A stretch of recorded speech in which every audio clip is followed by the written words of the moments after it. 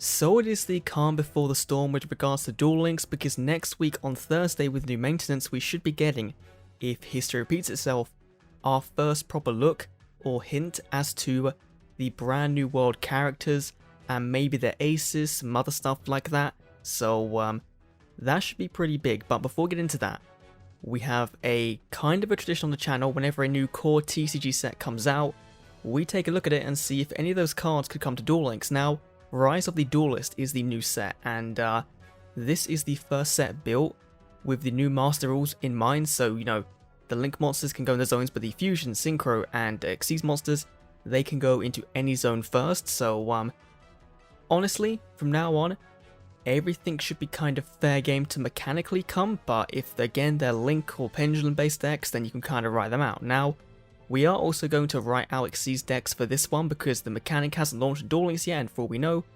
Konami, although very unlikely, they could go and give us a new filler world if they really wanted to.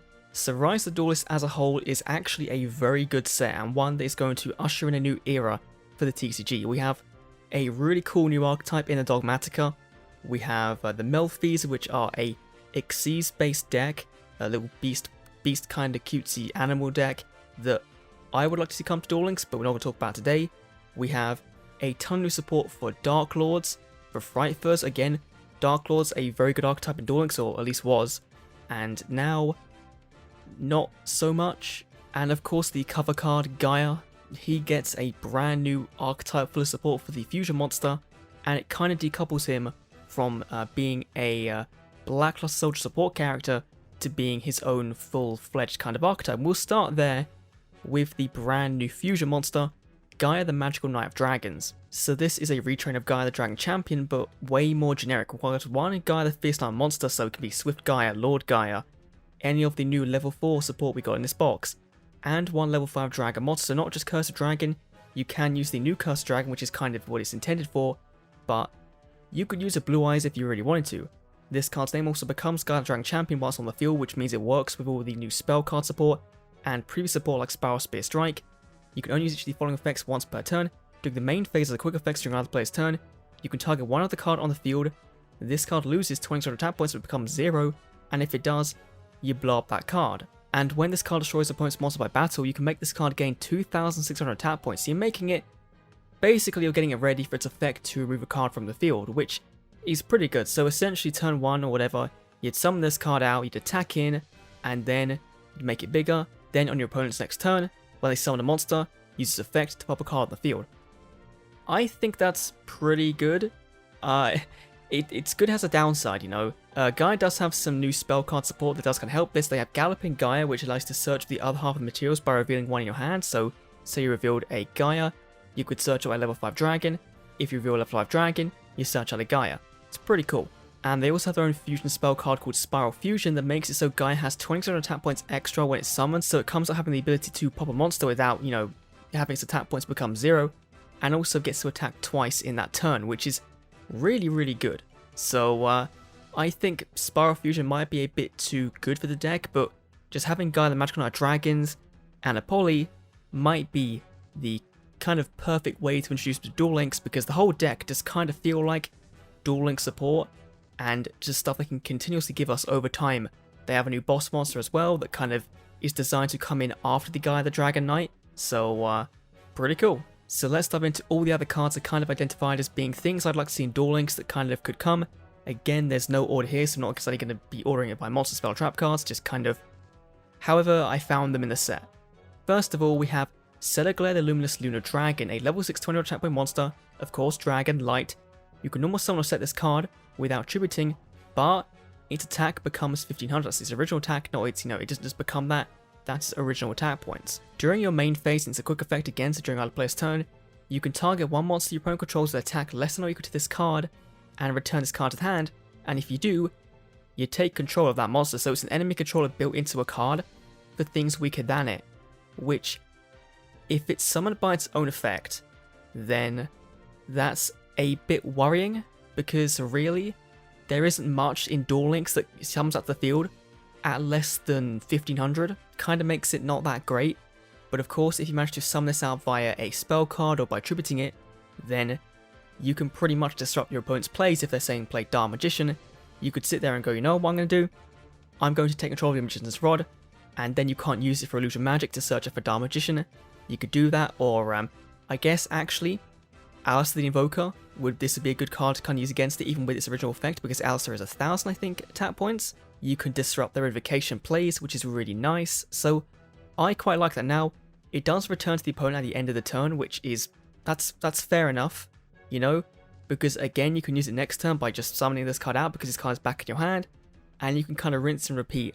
And in the case of invocation, if you're making it so your opponent can't use Alistair, then they're in big trouble. So they might get that search off, but they won't be able to use invocation, which is pretty big for that deck.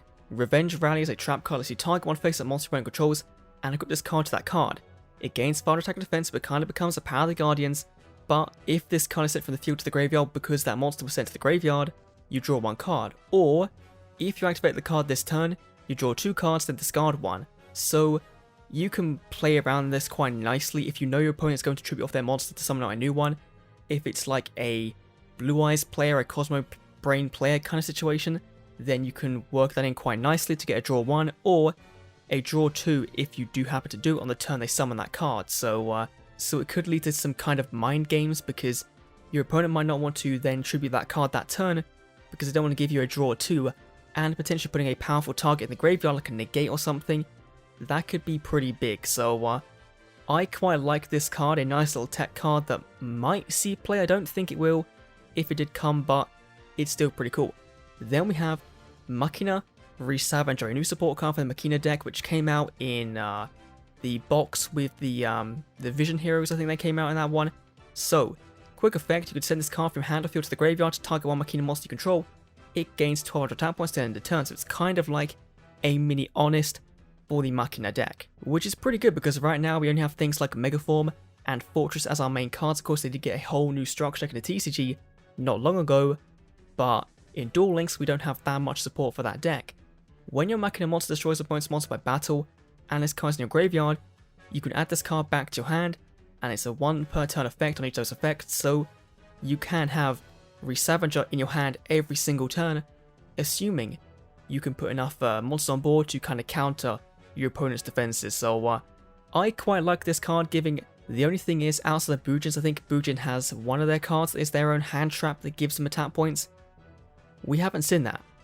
We haven't seen things like Kalut the Moonshadow, I think that's Kalut's full name. For Blackwings, they would be able to do something similar to Re-Scavenger except the recycling. So maybe not, but Machina isn't really the most competitive deck. So I think that it could be a pretty good card to add in to give them some more support that won't exactly break the deck. So it's not bad. Then we have Lifeless Leaffish. Now, with Zexa World, we're going to be getting Shark at some point. He, of course, focusing on fish monsters, on water monsters. So it's a level 4. When this card is summoned, you can send 1 fish from your deck to the graveyard except itself, and you can banish this card from your graveyard, then target 3 fishes in your graveyard, and shuffle them back to the deck, then draw 1 card. So, if you're playing...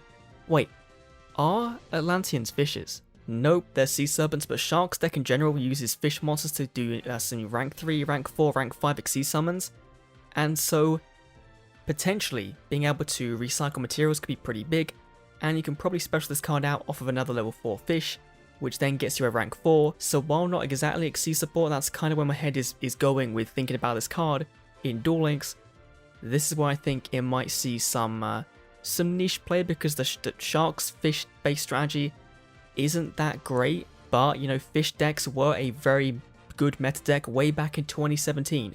You know, Hammer Shark and Golden Flying Fish, those two are a very good combo, and this might have been a card that potentially saw play back then if it was available in the game back then, so pretty cool. Sticking on with the whole water fish attribute, we have Magillanica the Deep Sea City. It's a field spell card that becomes Yuumi while it's on the field, so it does work with those cards that require Yuumi on board. When this card is activated, you can place 1 water monster from your deck on top of your deck, which, okay, that's fine, a searcher, that's not too bad. Once per turn, you can target 1 water monster you control, and increase its level by 1 or 2 until the end of the turn, which of course is good for synchro plays, and of course for Xyz summoning when we do get it. And once per turn during the main phase, if you special summon a synchro water monster, you can look at your opponent's hand, and if you do, banish 1 card from it face up, until the end phase, so that works out quite nicely, giving you, I'm not sure what water synchro decks have in Duel Links right now. Of course, Coral Dragon and Brinac are the biggest ones I can kind of think of as being water monsters that aren't, tied to a certain archetype.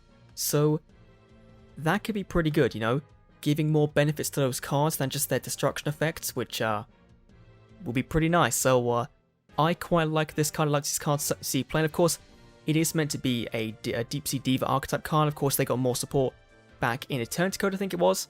So if we ever saw the Deep Sea Diva deck come to Duel Links in a bigger form, this might be part of it. Redeemable Jar is a trap card, a continuous trap card. You can banish one trap from your graveyard to add from your graveyard one trap card with a different name than the banished card.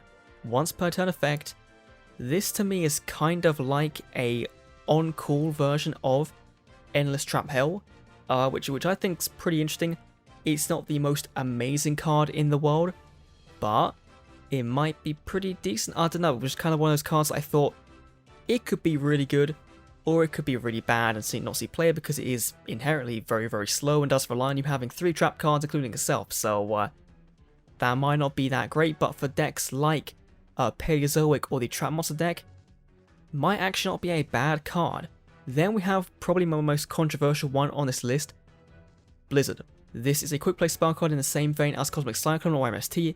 Target one face-up spell card your opponent controls this turn, negate the activated effects of that spell, and all spells on the field with that same original name. If the targeted card will be sent to your opponent's graveyard this turn, it's added to their hand instead. So your opponent does get that card back in the hand to use next turn, which might be all you need to kind of save the duel for yourself, which in Duel Links right now, what's the most popular spell cards? We have Dark Magical Circle and Invocation. Those are by far the 2 most popular spell cards, and Cosmic. So if you're negating a banish, you're negating a banish and a search, you're negating a summoning of a very big boss monster, that could be a difference between winning or losing the duel. And I think Blizzard makes more sense in the current Duel Links metagame than something like MST, which MST would see play, but Cosmic Cyclone already does a very good job at being a card that works for Duel Links because of course it does let you trigger your skills, and this doesn't, but it does just negate the effect, which I would quite like to see this come to Duel Links. I think it would be interesting to say the least, but I could see why they wouldn't want to do this because it's a pretty good card. That's just what it is. So as I said at the start of the video, this set is super hard to judge because a lot of these decks are complete archetypes. Dogmatica are a new top tier deck in the TCG. Melfi are an Xyz strategy that we can't really see just yet, so I don't really want to even take a look at them and see if they can come, but I would like to see them come because I think they're pretty cool. And Darklaw's got more support, including a big fusion monster that's 4,000 tappers that can nuke the board, that doesn't just seem to jive with the rest of the deck, and seems like a bit of a afterthought in terms of support. So I'm not too sure where else we go from here. However, there is one that, in addition to Blizzard, I think is kind of controversial, but would give a deck we got recently a much needed boost without making it so broken, and that's Perform Power Oddized Metal Claw, a future monster for Perform Power decks. This is 3,000 tap points, 2,000 defense points, level 8, requires an Oddized monster, so we have things like Oddized Dragon and Saber Dragon, and any Perform Power, so it is kind of generic for that deck, but very easy for those to go into. This card can't be used as a fusion material, so you can't use it to go into itself or any of the other future fusion monsters we get requiring Oddized monsters. If this card was fusion summoned using Polymerization, it is unaffected by the card's effects. That's the big one. So when this card declares an attack, all monsters you control gain 300 attack points at the end of the battle phase.